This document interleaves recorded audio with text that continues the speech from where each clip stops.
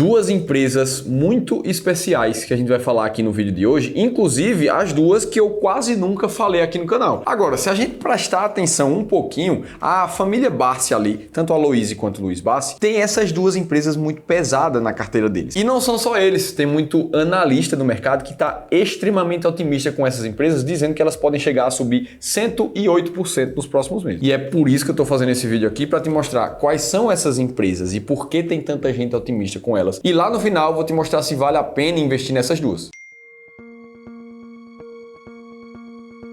Vamos lá, a primeira empresa aqui do vídeo de hoje, ela nos últimos 6 meses, ela tá caindo um pouco mais de 7%, sendo que se a gente pegar um período mais curto, final do ano passado até aqui, a queda já é de praticamente 23%. Então, só nesse ano é quase 25% de queda. É uma queda forte, ela tá despencando. A gente tá falando da AES, de código AESB3. E a primeira coisa que a gente quer entender aqui sobre a AESB é por que ela foi rebaixada para venda pelo banco UBS recentemente, aqui em abril desse ano. Quando a gente vai prestar atenção na tese por trás dos analistas dos bancos ali, existem duas principais razões que fazem com que eles vejam venda para a AESB agora. O primeiro deles é o fraco desempenho que a empresa vem apresentando. E aí, para contextualizar, a AES ela é uma empresa geradora de energia elétrica no Brasil que, por si só, por estar nesse segmento, ela carrega um risco diferente das outras empresas de energia do país. Isso porque a AESB, antes de produzir a energia que ela vai vender, ela primeiro vende a quantia que as empresas ou quem está comprando dela quer e depois ela passa para a produção. Só que um dos piores cenários para uma empresa que gera energia é quando ela vende uma quantidade de 100, por exemplo, e só consegue produzir 80 daquela energia. Esses 20 que ficaram faltando, ela precisa ir no que se chama de mercado livre, comprar mais energia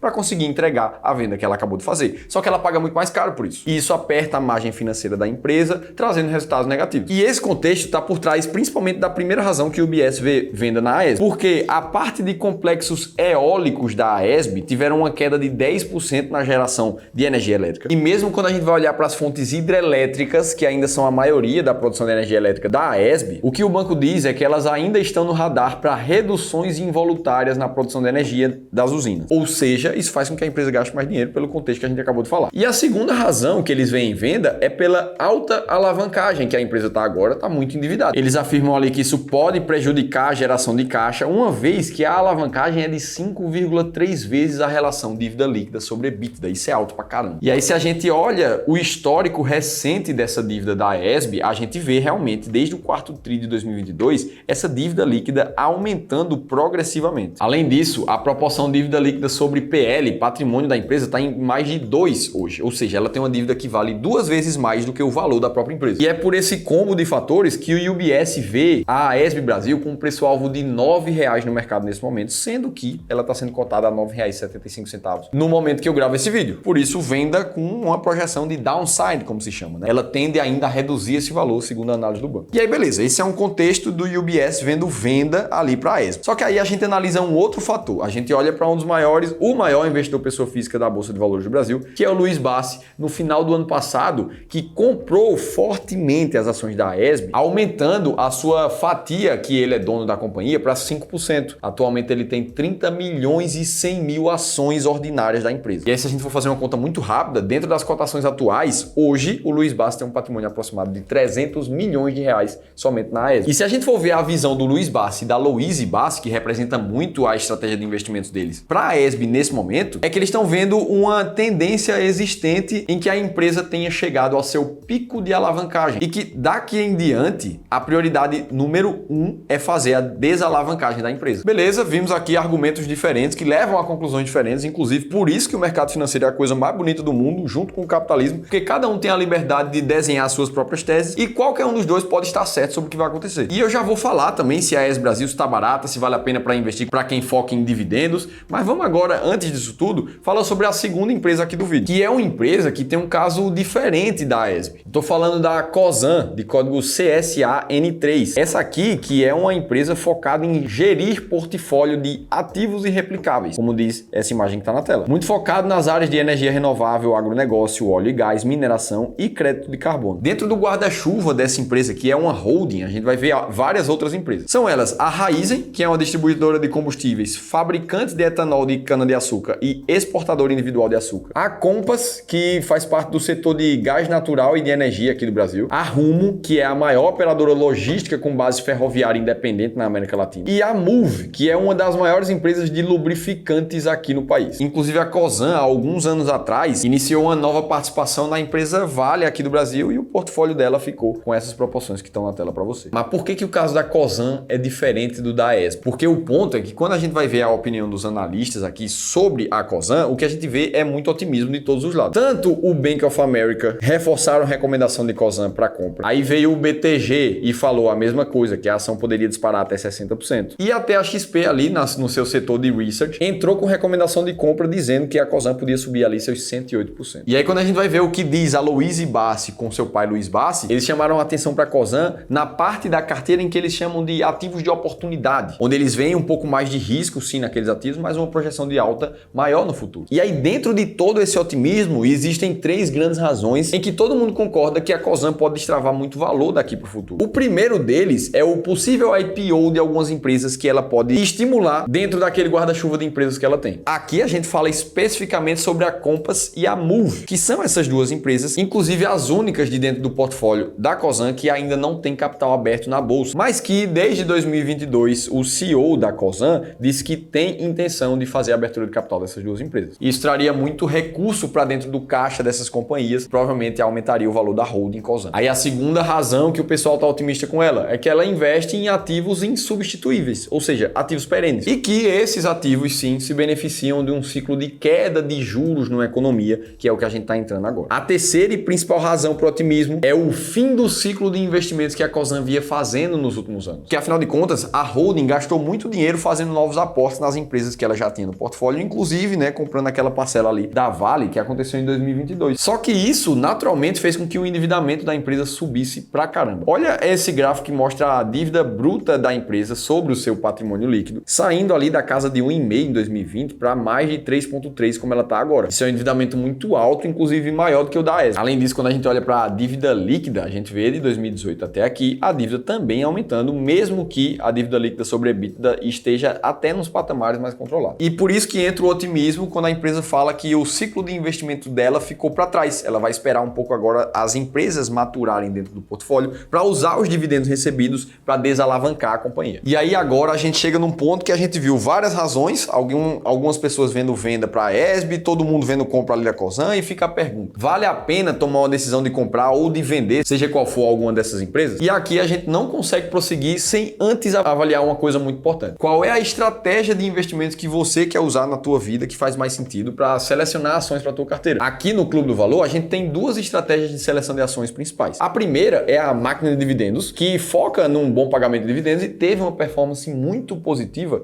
de mais de 22% ao ano nos últimos 25 anos. Ou seja, mostrando ali que os critérios da estratégia já funcionaram muito bem no passado. A segunda é a estratégia das ações mais baratas da bolsa, que visa sim comprar as 20 empresas que estão mais descontadas em cada momento da bolsa e que também teve uma performance muito boa nos últimos 30 anos, tendo uma rentabilidade de 5 vezes quando comparada com as ações mais caras da bolsa. Isso demonstra também que investir com esses critérios faz muito sentido. O ponto é que cada uma dessas estratégias serve para investidores diferentes. Um que quer um fluxo maior de dividendos, o outro que quer um pouco mais de risco, menos dividendos, mas um potencial de retorno maior no futuro. Isso é 100% uma questão pessoal de perfil de escolha. Agora, se você não se sente seguro completamente sozinho para tomar essa decisão, ou muito mais, se você não sabe se é hora de comprar renda variável, se é hora de comprar renda fixa, até mesmo se você não tem certeza se a tua carteira de investimentos foi bem montada por você mesmo ou pelo seu assessor de investimentos, se algum desses pontos é o teu caso, eu tenho uma solução perfeita para você. Clica aqui nesse botão que vai aparecer aqui em cima ou no primeiro link da descrição do vídeo para você participar de uma análise de carteira gratuita junto com um dos nossos especialistas do Clube do Valor. Ele vai tirar 1 hora do tempo dele para dedicar para a tua carteira e entender o que é que você pode melhorar para investir cada vez melhor. No mínimo, você vai ter uma segunda opinião de um profissional que faz isso todos os dias no mercado. Clica lá, é gratuitamente, você não vai gastar nada, só um pouquinho de 20 segundos do teu tempo para preencher um formulário. Beleza, agora dito isso, vamos olhar de fato para os números das empresas. Primeiro, no caso da AES Brasil, que quando a gente vai ver o resultado de geração de caixa dela, medida pelo EBIT nos últimos 12 meses, a gente vê arredondando ali aí algo muito próximo a R$1 bilhão.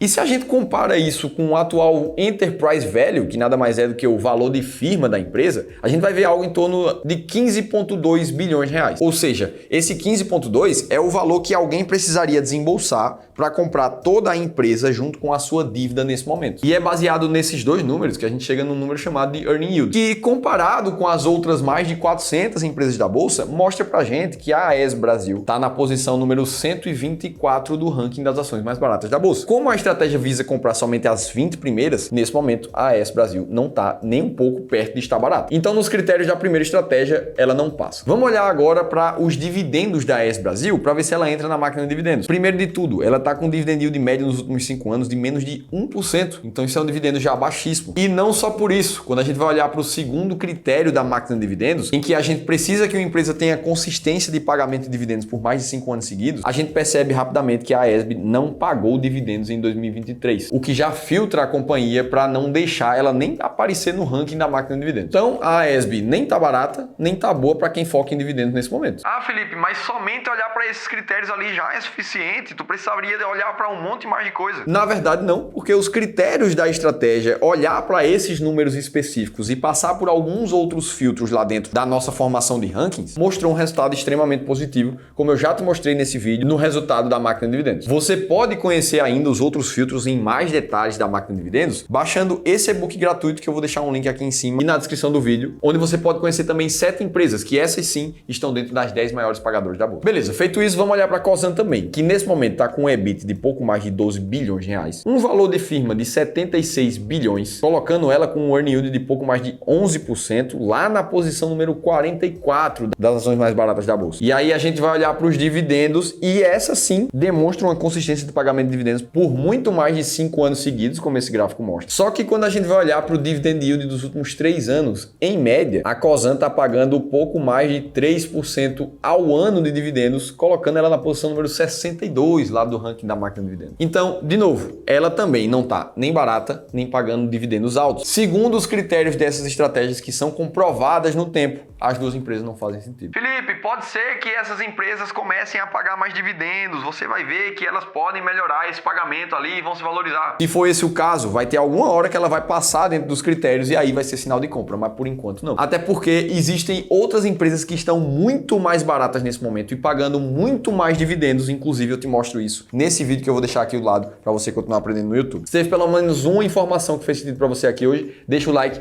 se inscreve no canal Seu Dividendo que eu estou esperando aqui no próximo conteúdo.